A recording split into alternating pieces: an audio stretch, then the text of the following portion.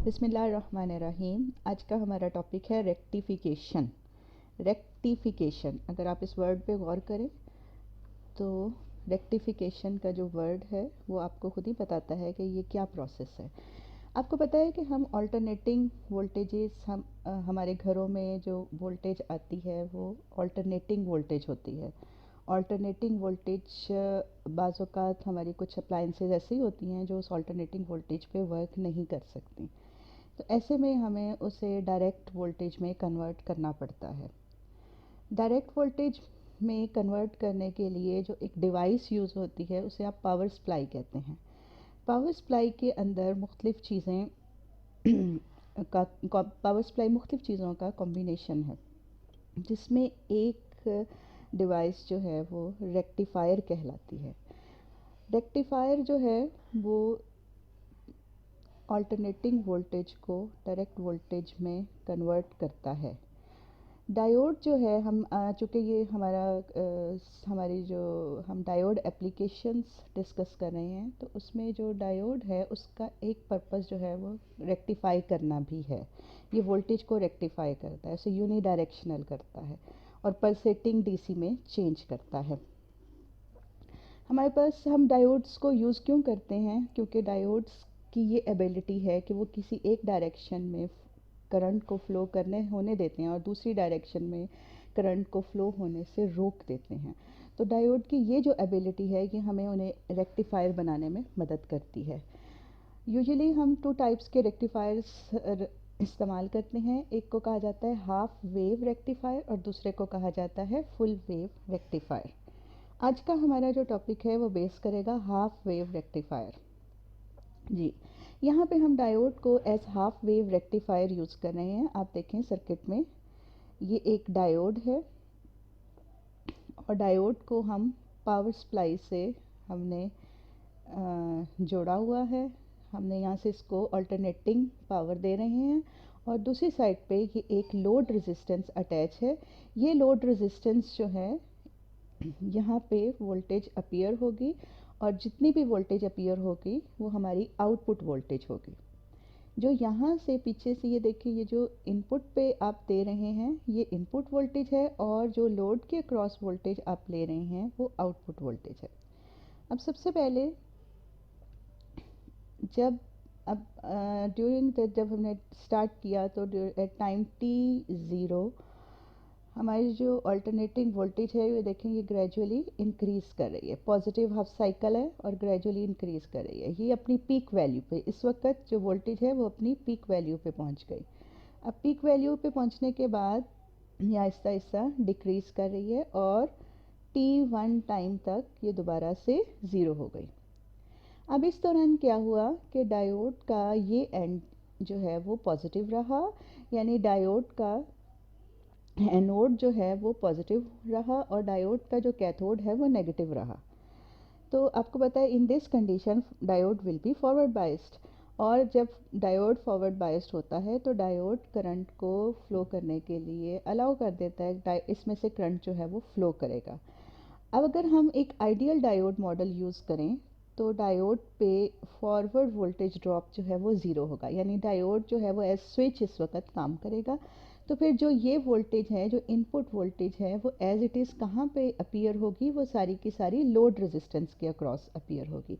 तो जब t0 से लेकर t1 के दौरान आपकी इनपुट वोल्टेज इंक्रीज़ कर रही थी तो लोड के अक्रॉस भी ये इसी तरह से उसी टाइम के लिहाज से लोड के अक्रॉस भी आपकी आउटपुट वोल्टेज ऐसे इंक्रीज़ कर रही है और फिर उसने डिक्रीज़ किया।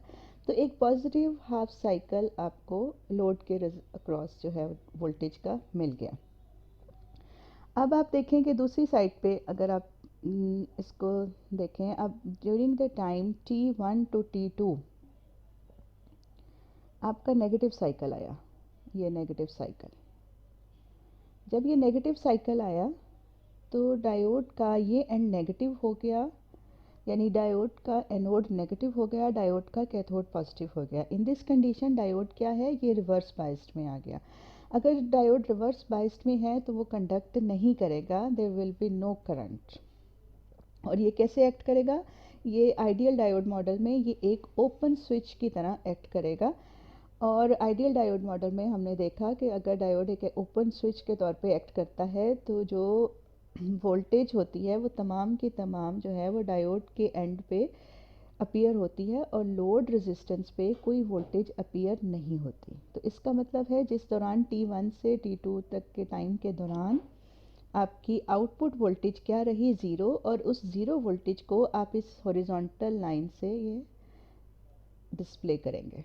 ठीक है, तो अब ज़रा अगर हम बहुत से साइकिल्स आ रहे हैं वोल्टेज के, तो उसमें अगर हम अपनी आउटपुट चेक करें तो आप देख सकते हैं, ये देखें, ये पहले ज़ीरो वोल्टेज, फिर इंक्रीज़ कर रही है, पॉजिटिव हाफ साइकिल आ रहा है, और फिर डिक्रीज़ कर रही है, ज़ीरो हो रही है, फिर ज़ीरो रह रही है, और उसके बाद फिर से पॉजिटिव साइड पे इंक्रीज़ कर रही है, और फिर से ये इस तरह से यहाँ पे डिक्रीज़ कर रही है। लेकिन इसमें ये नेगेटिव साइड पे नहीं जा रही, मतलब ऑल्टरनेट नहीं कर रही नेगेटिव के साथ इसका साइकिल, सिर्फ पॉजिटिव साइकिल आ रहा है या फिर वोल्टेज ज़ीरो है। और हम ये कह सकते हैं कि अब ये वोल्टेज यूनी डायरेक्शनल हो गई। अगर ये वोल्टेज यूनी डायरेक्शनल हो गई है तो इसको हम बोलेंगे रेक्टिफाइड वोल्टेज। अब ये वोल्टेज रेक्टिफाइड है।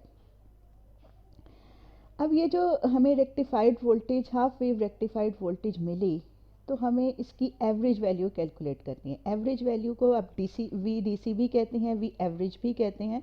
हमें इसे कैलकुलेट करना है। आपकी जो टोटल वोल्टेज होती है that is equals to the area under the curve. Total voltage is the area under the curve. अब चूंकि आपको वोल्टेज कब मिली है, किन टाइमिंग्स में मिली है, T0 से लेकर T1 तक मिली है, और इस दौरान उस कर्व के नीचे जितना एरिया, अगर आप उस एरिया को कैलकुलेट कर लें then you will find the total voltage. अगर हमें मीन वोल्टेज या एवरेज वोल्टेज कैलकुलेट करनी है तो हमें पूरा साइकिल देखना है। हमने ये देखना है कि एक साइकिल में हमें एवरेज वोल्टेज कितनी मिली। अब एक साइकिल का मतलब है 2 पाई रेडियंस, यानी ड्यूरिंग 0 to 2 पाई रेडियंस आपको टोटल वोल्टेज कितनी मिली।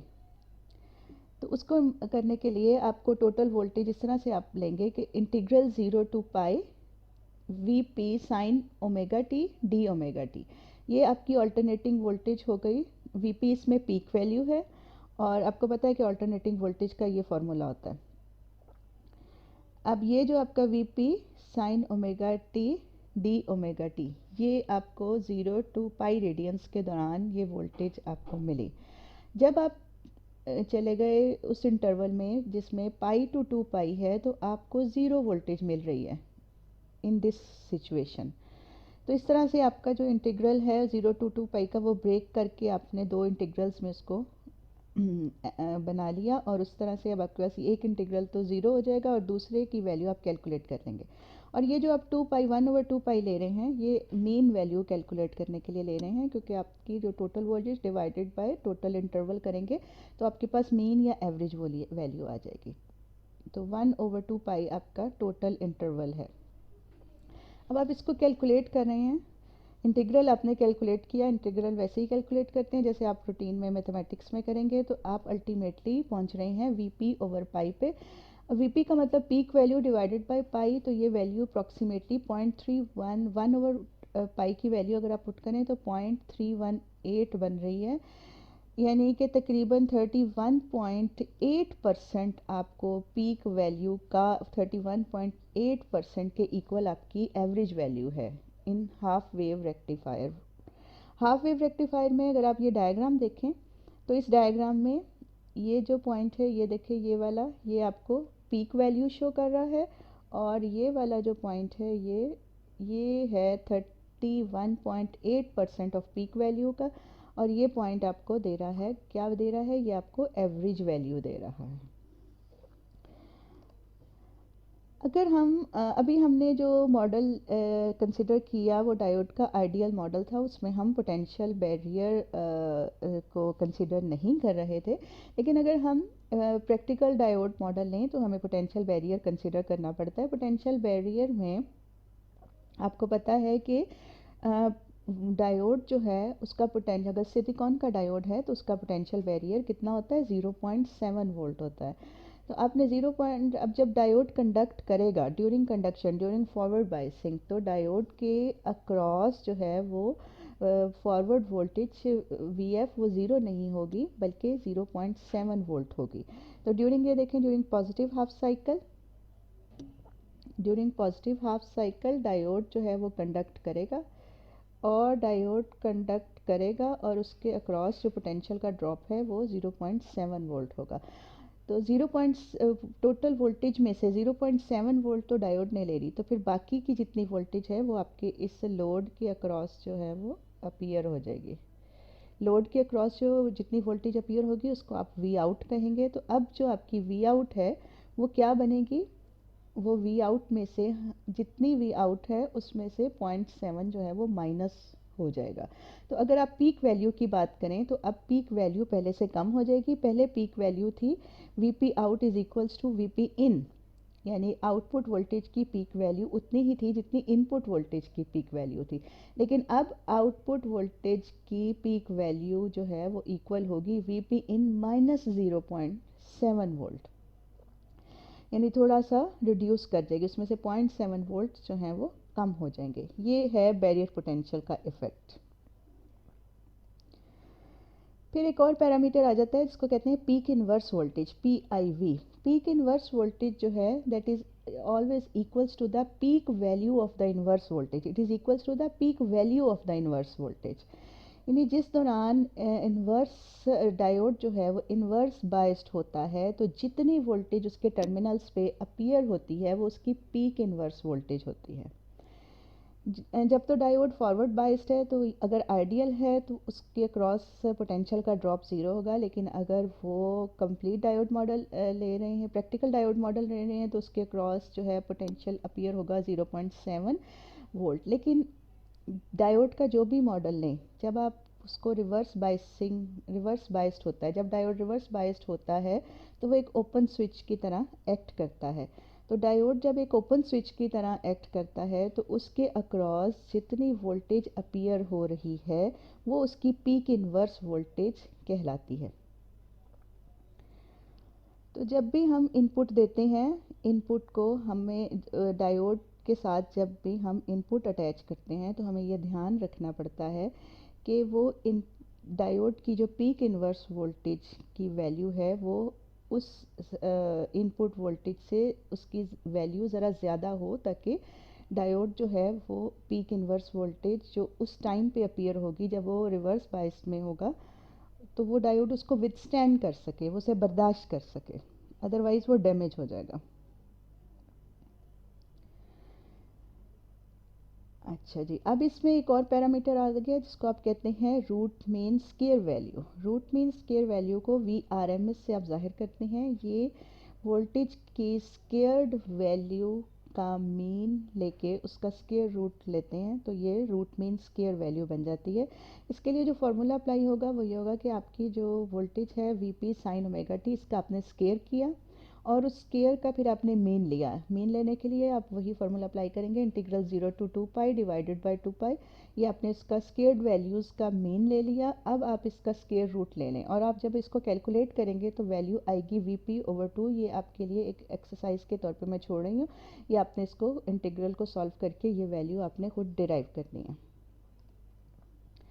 अब यहाँ पे देखिए ये एक ब्लॉक डायग्राम, ये नीचे वाली बी फिगर आप पहले अगर देखें, बी फिगर में ये एक वोल्टेज है, अल्टरनेटिंग इनपुट वोल्टेज है जो कि 120 वोल्ट 60 हर्ट्ज़ की वैल्यू है, यानी उसकी फ्रीक्वेंसी 60 हर्ट्ज़ है जबकि वो वोल्टेज जो है वो 120 वोल्ट्स हैं। अब ये 120 वोल्ट्स की अल्टरनेटिंग वोल्टेज जब आप रेक्टिफायर पे अप्लाई करें, ये एक हाफ वेव रेक्टिफायर है, तो ये हाफ वेव रेक्टिफायर जो है ये आपको पल्सेटिंग डीसी इस शक्ल में दे रहा है। अब आप ए फिगर की तरफ अगर आ जाएं तो ए फिगर में आप देख सकते हैं कि ये एक ब्लॉक डायग्राम है पावर सप्लाई की, डीसी पावर सप्लाई की।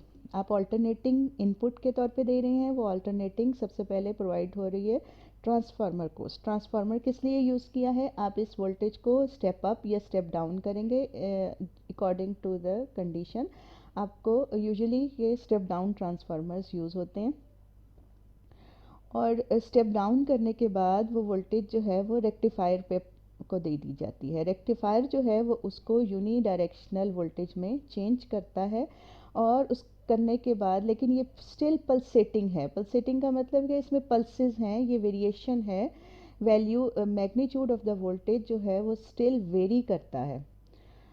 अगर हम इस पे नेक्स्ट जो डिवाइस अप्लाई करते हैं वो फ़िल्टर कहलाता है। फिल्ट्रेशन के बाद आपकी जो वोल्टेज है वो कदरे फ़िल्टर्ड हो जाती है। यहाँ पे आप देख सकते हैं ये एक फ़िल्टर आपने अप्लाई किया, और ये फ़िल्टर करने के बाद आपकी वोल्टेज जो है ना वो उसकी पल्सेशन जो है ना वो डिक्रीज़ कर गई है।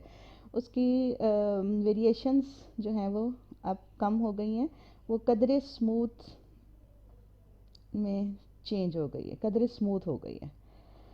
अच्छा, उसके बाद अगर आप देखें तो वो आपके पास एक रेगुलेटर, अगर आप उसको फर्दर उसको रेगुलेटर अप्लाई कर देते हैं तो रेगुलेटर में से गुजरने के बाद वो एक रेगुलेटेड वोल्टेज के तौर पे आपके सामने आती है, और वो बिल्कुल जो है वो डीसी में चेंज हो जाती है। देन फाइनली जो है वो लोड है। लोड वो डिवाइस जो कंज्यूम करती है वोल्टेज को, वो लोड कहलाती है। तो वो लोड जो है वो इस शक्ल में, लोड को जब वोल्टेज मिलती है तो इस शक्ल में मिलती है। तो स्टेप बाय स्टेप आपको ये सब कंपोनेंट्स पढ़ने हैं और इनके मतलब डिस्कस करना है। अब एक जो एग्जांपल है इसको देखें। इसमें आपने एक half wave rectified voltage show की हुई है, जिसकी पीक वैल्यू जो है वो 50 वोल्ट पे जा रही है। आपने इसकी एवरेज वैल्यू कैलकुलेट करनी है। एवरेज वैल्यू कैलकुलेट करने के लिए आप फार्मूला जो अप्लाई करेंगे, V P over pi, 50 divided by pi, that is equals to 15.9 volts. तो अगर आप 15.99 को की कैलकुलेशन करें तो ये 50 वोल्ट का अप्रॉक्सीमेटली 31.8% ही बनेगा। इसी तरह से अगर अब पीक वैल्यू 12 वोल्ट हो तो एवरेज वैल्यू कितनी होगी, ये आपने बताना है। तो ये आज का हमारा लेक्चर था।